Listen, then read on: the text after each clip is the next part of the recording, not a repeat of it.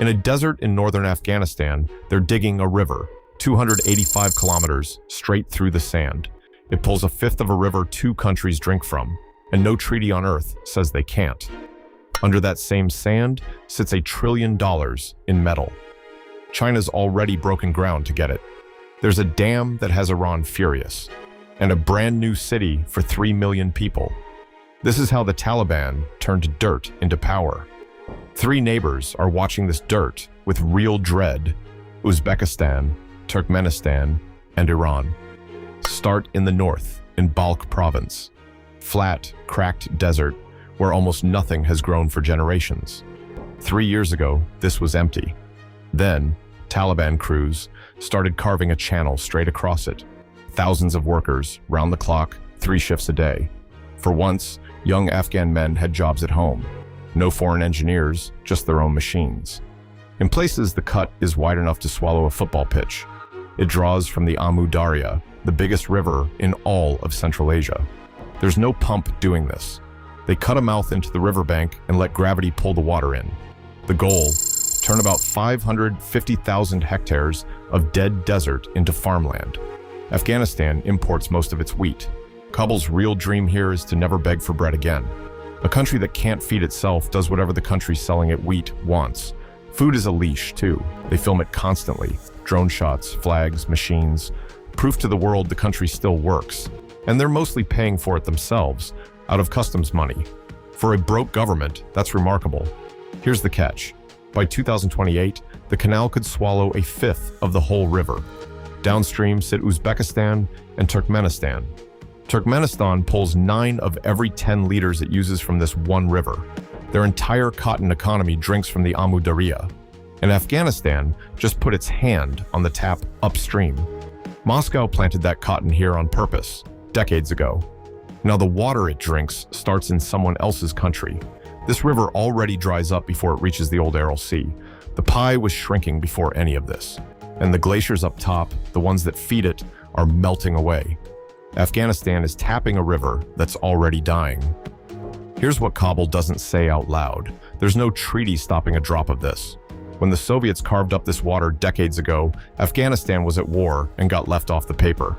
So, legally, the river is theirs to divert, and they're diverting it as fast as the diggers can move. But look closer, and the canal is basically a giant ditch. Dug straight into bare sand, no concrete, no lining. Half the water could just soak into the ground before it ever reaches a single field. It's a rush job. Cheap dirt walls and raw speed are exactly why engineers keep wincing at it. In 2023, a wall gave way. The water burst out and made a lake 30 kilometers across. So picture it, a canal that could drain a nation's river and still leak half of it into the dirt. Water is only the first lever they're pulling. Now head southwest, toward the Iranian border. In Farah province, the Taliban are finishing another one, the Bakhshabad Dam on the Farah River. 81 meters of concrete, built to spin turbines and water 180,000 hectares. Those turbines could give Farah its first steady power. Right now, the province runs a few hours a day. The catch: that river keeps Iran's Sistan wetlands alive, and the farmers and fishermen who live off them. A 1973 treaty says Iran should get 820 million cubic meters of Helmand water a year.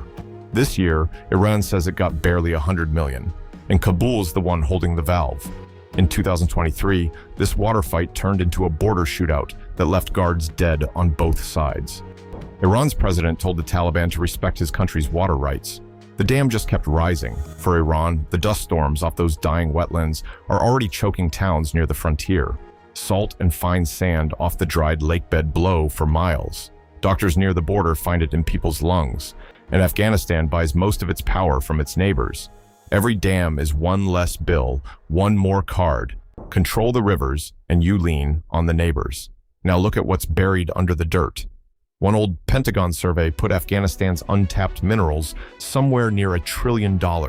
They called it the Saudi Arabia of lithium, the metal inside every phone and every EV battery. But Afghan lithium is locked in hard rock, not easy brine. You have to blast it, crush it, then cook it out. Lithium for batteries, copper for wiring, rare earths for the magnets in almost everything. And China already controls most of the world's refining. Locking up the mines just closes the loop. China refines around 90% of the world's rare earths. Owning the mines just means nobody else gets a turn. 40 kilometers from Kabul lies Mes-i-Nok, the second biggest copper deposit on the whole planet. It sits right on top of a 2,000-year-old Buddhist city. To reach the copper, those ancient temples have to be dug away. Archaeologists are racing to lift the statues out before the diggers reach them. It's a rescue against the clock. China's already writing checks. 3 billion here, 6.5 there, 10 billion offered for lithium. But the Mes-i-Nok deal was signed back in 2008. Then the war froze it solid for 16 years. Only last year did Chinese crews finally break ground and start cutting the access road in. And here's the honest part. That's a road, not a mine. Nobody has pulled out any copper yet. No railway to haul the ore out. No smelter to process it. No steady power to run either one. Copper ore is mostly worthless rock. Haul it raw over mountain roads and the freight cost eats the whole profit. Because China's real plan runs far past any single copper pit. That access road is the TEL. It's meant to plug into something much, much bigger.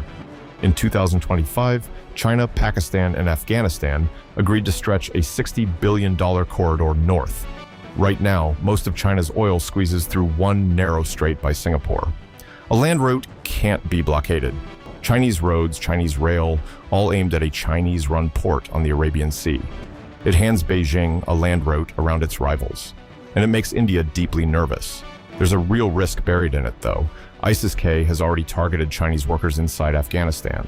And where that corridor meets the capital, they're pouring the base of a whole new city, Kabul New City, 740 square kilometers, bigger than the capital sitting right beside it. Towers, highways, room for 3 million people, all rising from empty ground east of Kabul. But who fills it? The Afghans with money to buy a tower are exactly the ones who already left. The pitch actually makes sense. Real Kabul is bursting, short on housing, running low on water. The wells under the old city are dropping fast. Some neighborhoods already dig deeper every year. No river runs through Kabul. The whole city drinks from underground. And that underground is nearly tapped out. But none of this is new. Kabul New City was first drawn up back in 2006 under Karzai. 20 years of blueprints. The part they've actually funded so far, 6,000 homes for 40,000 people, out of 3 million. They swear they've cut the corruption that swallowed the old government's projects whole. Maybe, but the canal already leaks, the mine's a decade late, and the money still isn't theirs. Almost every one of these needs cash the Taliban simply don't have, and only Beijing might. And notice how careful China is. Big headlines, small actual spending, 1 foot near the exit. Beijing has watched this country swallow empires whole. It isn't betting the farm just yet. So strip off the flags and the deal gets simple. China wants the metal. The Taliban want the roads, the cash, and a country that finally looks like it's being built. Because no government on earth formally recognizes them yet. Concrete is how they buy legitimacy. See the pattern across all four. Announce something enormous. Deliver a sliver, then film the sliver. The water, they can already shut off. The minerals, only Beijing can pull from the ground. The city, only Beijing can pay to finish. Hold all three, the water, the metal, the money, and you stop needing the world's permission at all.